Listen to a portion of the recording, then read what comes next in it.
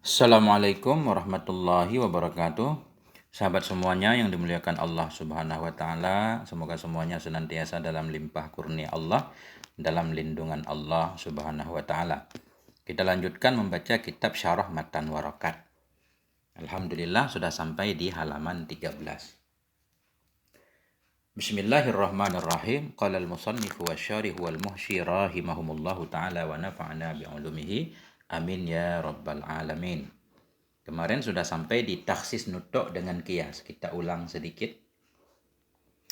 Wa takhsisun nutqi bil qiyasi. Takhsis ini diataf ke belakang, yaitu wa yajuzu kemarin. Dan bolehlah oleh mengkhususkan nutuk dengan qiyas. Wa na'ni bin nutqi, dan kami maksud dengan nutuk yaitu qaulallahi ta'ala wa qaular rasuli sallallahu alaihi wasallam. Kami maksud dengan nutuk akan firman Allah Ta'ala dan akan sabda Nabi sallallahu alaihi wasallam. Jadi ada ayat Quran yang umum, boleh dikhususkan dengan qiyas. Ada sunnah Nabi yang umum, boleh dikhususkan dengan qiyas juga. Nah, kenapa boleh? Kan seolah-olah qiyas itu posisinya di bawah Al-Quran dan Sunnah. Kenapa boleh? Jawabannya, li'annal qiyasa yustanadu ila nasin min kitabillah aw sunnatin. Karena bahwa sungguh qiyas pada dasarnya itu yustanadu, disandarkan akan dianya qiyas kepada nas. Dari mana nas itu? Min kitabillah, daripada kitab Allah atau daripada sunnah Rasul. Karena pada dasarnya boleh Al-Quran ditaksis dengan qiyas atau sunnah ditaksis dengan qiyas. Kenapa? Karena qiyas pada dasarnya mesti ada sandarannya. Karena qiyas pada dasarnya itu disandarkan kepada kitab Allah atau kepada sunnah Nabi. Faka'annahul mukhassis. Maka seolah-olahnya nas atau seolah-olahnya nutuk itulah al-mukhassis yang menjadi pentaksis. Nah, jadi ketika ayat umum ditaksis dengan qiyas, seolah-olah karena qiyas tadi berdasarkan kepada ayat, seolah-olah ayat mengkhususkan ayat. Begitu juga ketika sunnah ditaksis dengan qiyas. Maka seolah-olah itu sunnah ditaksis dengan sunnah itu sendiri, bukan dengan qiyas. Kita lihat dulu contohnya. Contohnya mana?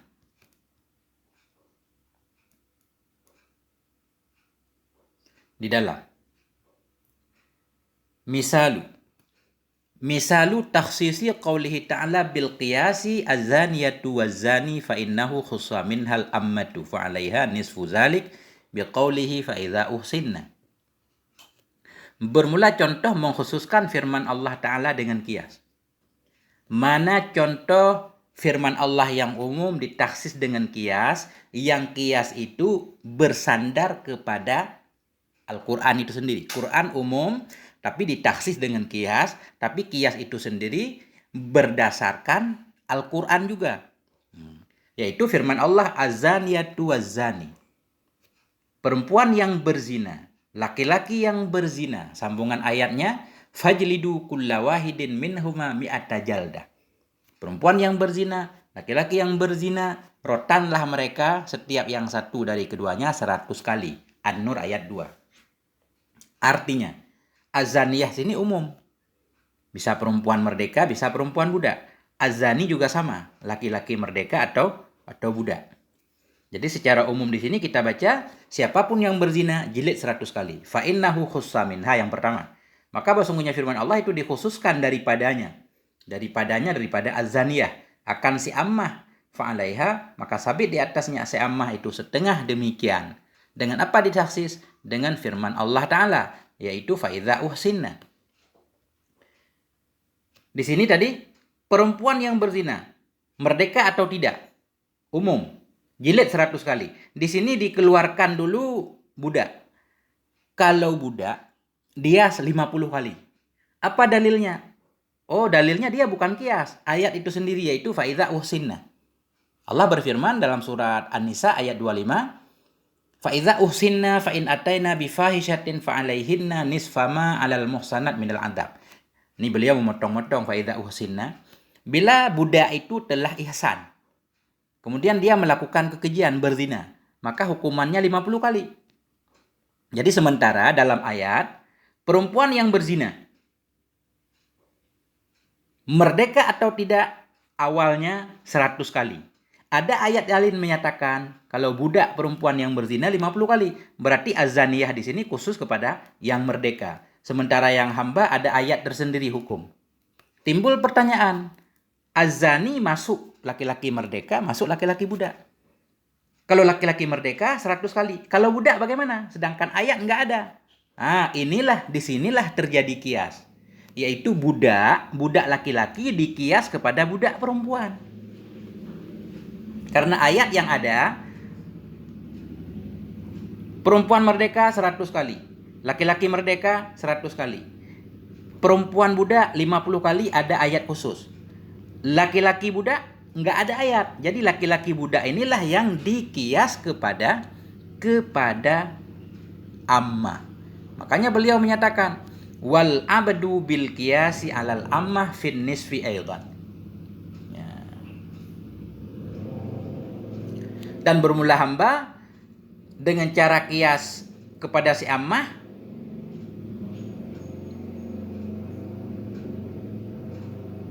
dan bermula si hamba itu sabit dengan dikias kepada si ammah pada setengah pula.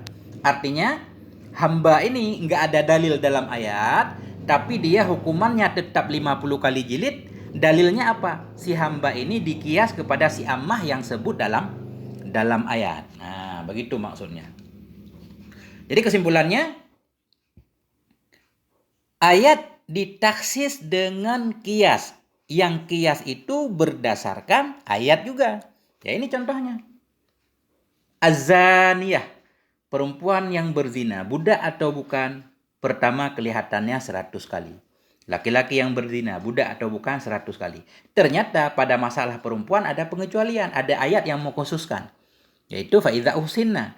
Bila budak sudah muhsin, berzina 50 kali. Sementara ayat untuk budak laki-laki nggak ada. Kemudian budak laki-laki dikias kepada budak perempuan, kemudian baru dikhususkan si zani dalam ayat. Nah, jadi ketika kita membaca ayat az-zaniyatu waz-zani, perempuan yang berzina, laki-laki yang berzina, khusus yang merdeka. Bila laki-laki itu hamba sahaya, bukan 100 kali, tapi 50. Apa dalilnya? Hamba dikias kepada si ammah, di mana untuk ammah ada dalil tersendiri. Begitu. Wa misalu takhsisi qauli Rasul sallallahu alaihi wasallam bil qiyasi qauluhu. Bermula taksisnya sabda Nabi dengan kias itu qauluhu, perkataannya Nabi. Sekarang apa dalilnya kalau sunnah bisa ditaksis dengan kias? Sunnah ditaksis dengan kias. Kemudian kias itu bersandar kepada nas juga, baik ayat ataupun sunnah Nabi itu sendiri. Contohnya ini, sabda Nabi, layul wajidi ay mutilluhu yahillu ardahu wa uqubatahu. Layu, ini bacanya layul wajid. Bermula menunda-nunda orang yang mendapatkan. Ya, artinya mutilluhu, menunda-nundanya membayar hutang oleh orang yang kaya. Yuhillu itu menghalalkan ia, ardahu akan membawanya kepada hakim, wa uqubatahu dan akan menghukumnya. Atau ardahu membuka aibnya, maksudnya melaporkannya kepada hakim. Jadi dalam hadis di sini, seorang yang kaya yang berhutang tapi layu, menunda-nunda, enggak mau bayar hutang, layul wajid ay mutilluhu, menunda-nundanya orang yang memiliki harta enggak mau bayar hutang, yuhillu itu menghalalkan ia, ardahu akan mendatangkannya, melaporkannya kepada hakim dan menghukumnya. Jadi layu di sini umum, siapapun yang menunda bayar hutang padahal dia mampu bayar hutang boleh dilaporkan. Baik yang berhutang itu ayah kepada anak atau bukan. Wa hadza fi ghairil walidi ma'a waladihi. Bermula ini itu sabit pada bukan ayah bersama anaknya. Nah, tadinya hadis Nabi umum, tapi dikeluarkan bukan ketika seorang ayah berhutang kepada anak.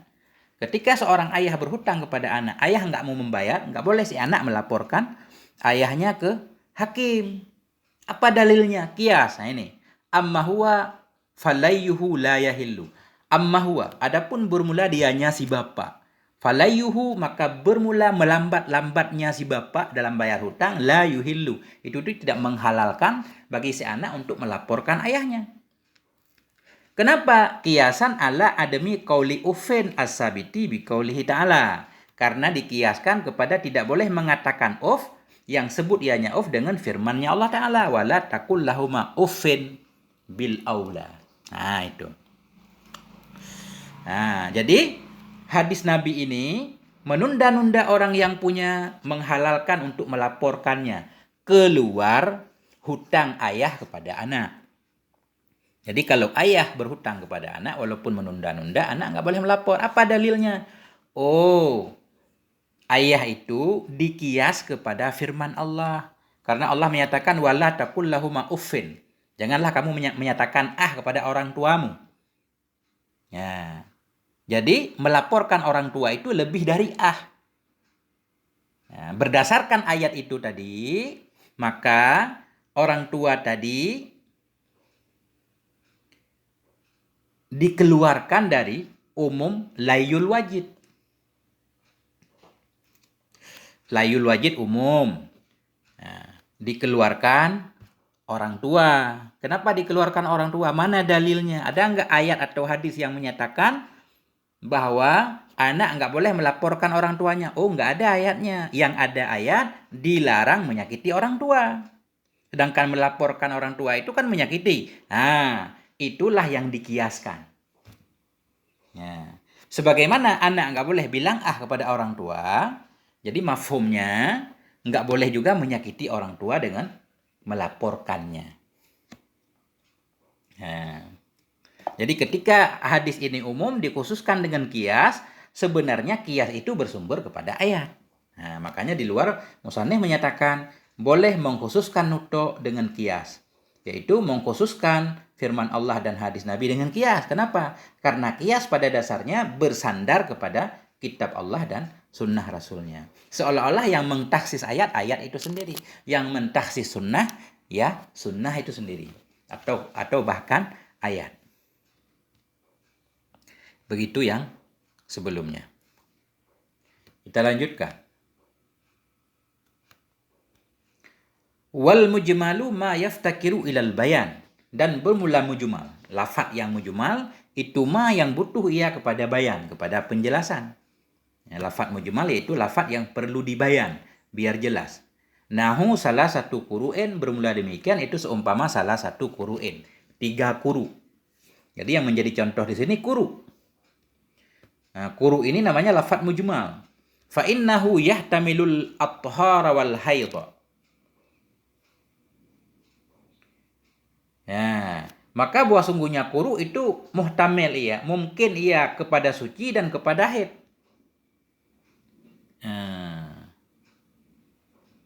Listirakil qur'i bainal haidhi wat tuhri.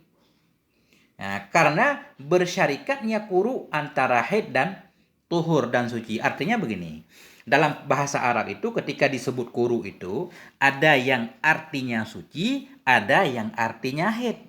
Ketika Allah menyatakan, misalkan iddah seseorang wanita itu salah satu kuru'in, 3 kuru.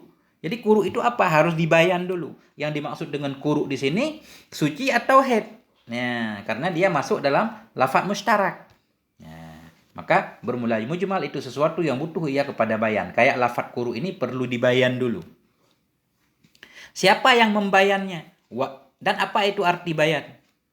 Wal bayanu ikhraju syai'i min haidil iskali ila haidit tajalli ail idahi. Dan bermula bayan itu artinya mengeluarkan sesuatu dari posisi muskil, posisi yang belum jelas, ila haidit tajalli, kepada posisi jelas, ail idah. Jadi arti bayan mengeluarkan sesuatu dari tidak jelas menjadi jelas. Tadi di atas lafaz mujmal yaitu lafaz yang butuh kepada bayan. Apa arti bayan? Perlu dikeluarkan dari posisi tidak jelasnya menjadi jelas. Seperti lafaz kuru yang umum tadi, bisa haid bisa, bisa suci harus dibayan dulu, dikeluarkan dulu. Ya, biar jelas hukumnya nanti. Ya. Wal mubayyinu huwan nas. Dan bermula yang membayankan dan bermula yang menjelaskan lafaz mujmal itu an-nasu. Itu harus lafaz nas. Ya.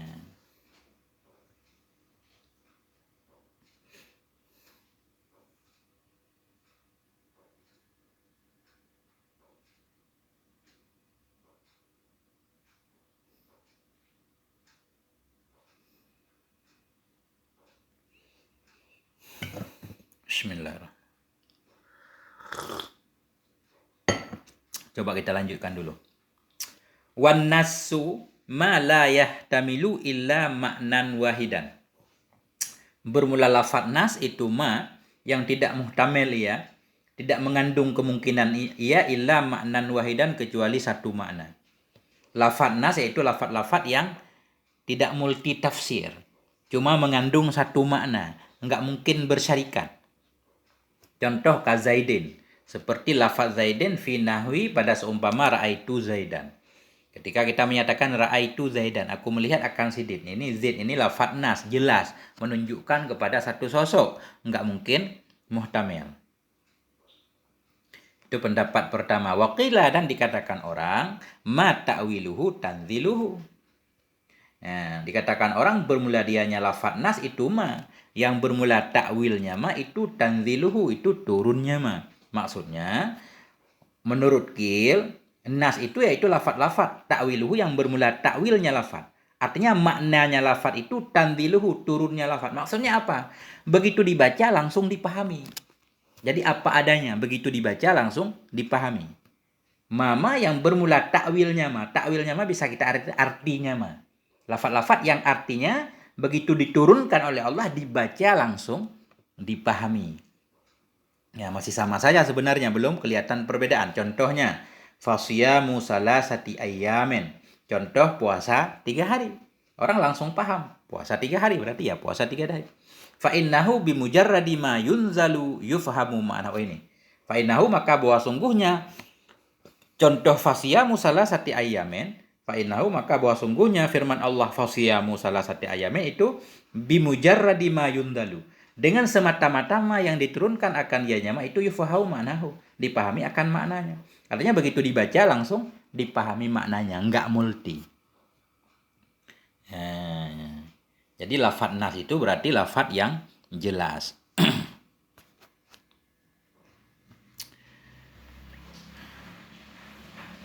Wa huwa mushtaqqun min mansatil urusi.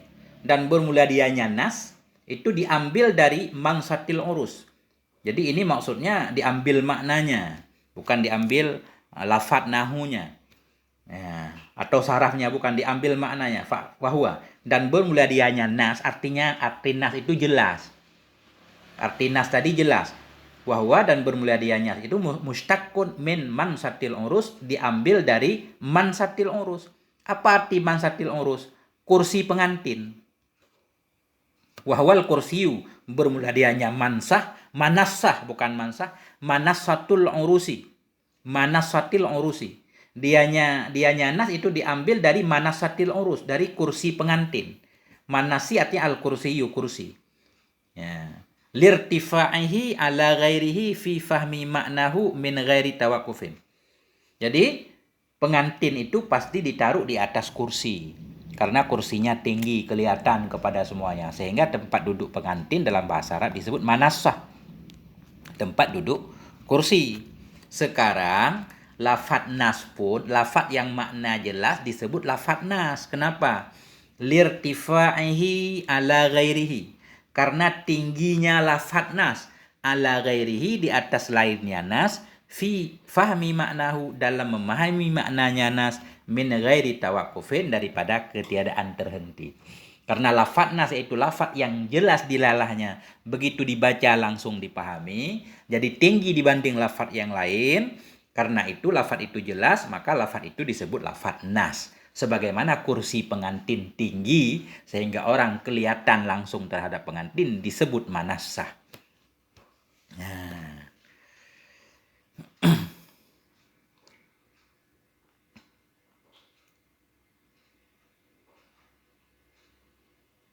Minassah bacanya. Minassatil urus. Bikasril mimi. Wahwa mif'alah. Nah. Kemudian. Rumit juga kita usul. Wadzahiru ma ihtamala amraini ahaduhuma ad-dhaharu minal akhar. Dan bermula lafadz zahir itu ma yang muhtamil ianya ma akan dua perkara. Ahaduhuma yang bermula salah satu dari dua perkara itu ad-dhaharu lebih zahir dari yang lain. Lafadz zahir yaitu lafadz-lafadz yang ada kemungkinan dua arti. Tapi arti salah satu artinya lebih cenderung, lebih zahir daripada arti yang lain. Zahir itu ma yang mungkin ia akan dua perkara. Lafadz zahir satu lafadz yang mengandung dua arti, namun salah satu artinya lebih zahir. Ya, lebih dekat ke dia, maka disebut dengan lafadz zahir. Contoh misalkan kal asadi fi ra'aitul yauma asadan. Nah, seperti lafadz asad pada kalimat ra'aitul yauma asadan. Aku telah melihat hari ini akan seekor singa. Fa innahu dhahirun fil hayawanil muftarisi. Maka bahwa sungguhnya asad itu lebih zahir pada hewan muftaris. Nah, kita ada orang mengatakan ra'aitul yauma asadan. Aku melihat pada hari ini asadan. Jadi asadan ini namanya lafadz zahir. Kenapa? Karena maknanya lebih zahir pertama kepada hewan daripada kepada orang. Walaupun asadan ada penggunaan kepada orang. Li'annal ma'nal haqiqiyya muhtamilun lirrajuli syuja'i badilahu. Nah, karena sungguh makna yang sebenarnya itu mungkin ia bagi laki-laki yang berani. Badilahu sebagai gantinya singa, sebagai gantinya hewan muftaris. Nah, jadi ra'aitul yauma asadan. Aku melihat pada hari ini seekor singa. Singa ini ada kemungkinan dua maknanya. Bisa hewan sebenarnya, bisa laki-laki pemberani. Tapi lebih zahir kata asad ini lebih zahir kepada hewan. Nah, ketika asad ini bermakna hewan, ini namanya lafadz zahir. Tapi itu tergantung kondisi juga. Tergantung lawan bicara. Ketika seseorang sedang berbicara, dia pasti paham. Misalkan dalam rumah kan nggak mungkin misalkan dalam rumah ada singa. Nah, bisa saja nanti lebih zahir kepada laki-laki. Nah, secara umum kalau kita mendengar doang ra'aitul yauma asadan, ini lebih zahir kepada hewan muftaris daripada kepada laki-laki pemberani sebagai gantinya hewan. Fa in humilal lafdhu 'alal ma'nal akhari yusamma muawwalan. Dan apabila dipahami akan lafadz kepada makna yang lain, yusamma dinamakan akan dianya lafadz akan lafadz muawwal. Ketika asadan tadi maknanya lebih zahir kepada singa, sekarang dimaknai sebagai laki-laki. Laki-laki pemberani. Berarti asadan ini namanya lafadz muawwal. Kalau maknanya bukan makna yang lebih zahir. Fa in humilal lafdhu, maka jika ditanggungkan atau dipahami akan satu lafadz terhadap makna yang lain, dinamakan akan dianya lafadz akan lafadz muawwal. Boleh enggak satu lafadz ditakwilkan kepada makna lain? Boleh kalau ada karinahnya. Wa innama yu'awwalu bid-dalili kama qala, dan hanya saja ditakwilkan akan dianya lafadz dengan dalil. Tanpa dalil enggak boleh ditakwil kepada makna yang lain. Kama qala sebagaimana berkata ianya musannaf, wa yu'awwalu dhahiru bid-dalili. Dan ditakwilkan akan lafadz yang zahir dengan dalil. Lafadz yang zahir tadi mengandung dua arti, boleh ditakwil kepada arti yang tidak lebih zahir kalau ada dalilnya. Begitu lafadz itu diartikan dengan arti yang tidak zahir dengan dalil, jadilah dia lafadz zahiran bid dalil wa yusamma zahiran bid dalil, dan dinamakan akan dianya lafadz muawwal tadi akan lafadz zahiran bid dalil. Zahir dengan sebab ada dalilnya.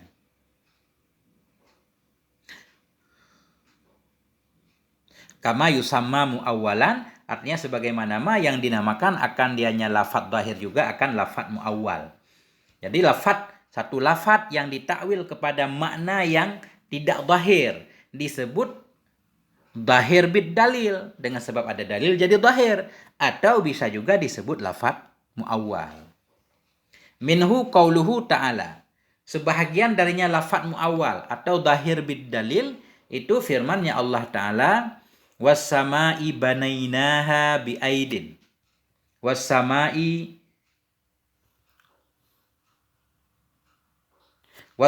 banainaha, dan demi langit. Apa was-sama'a? Was-sama'a banainaha, dan akan langit, banainaha, kami bangun akannya langit, biaidin, dengan aidin. Ini aidin, tangan, apa-apa. Nah, aidin pada dasarnya ya tangan, ada daging segala macam. Karena karinah di sininya Allah tidak boleh menyamai makhluknya.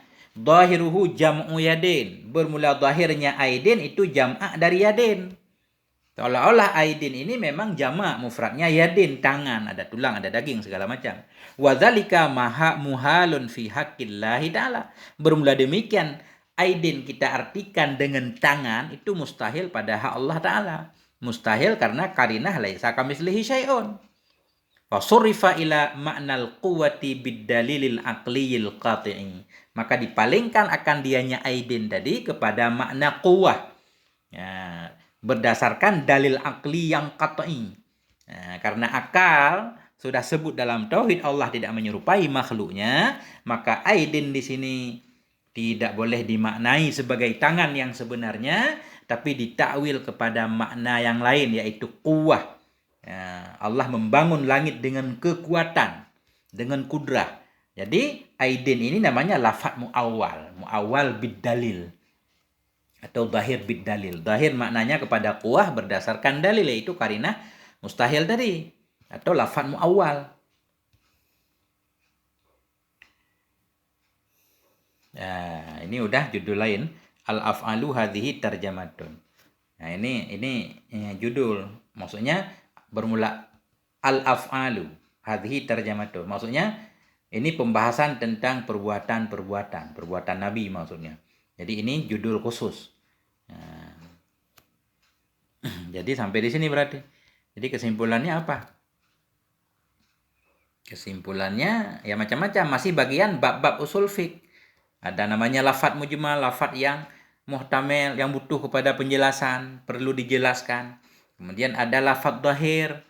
Nah, ada lafadz nas, lafadz yang tidak muhtamel kepada selain satu makna. Ada lafadz dhahir. Ya, dhahir berarti dua makna, tapi lebih dhahir kepada salah satu, tidak dhahir kepada yang lain. Ketika dimaknai dengan makna yang lain berarti harus ada dalilnya. Jadilah lafadz itu namanya dhahir bid dalil atau lafadz muawwal. Ya. Sampai di sini dulu. Mohon maaf atas segala kekurangan. Wal afwa minkum. Wassalamualaikum warahmatullahi wabarakatuh.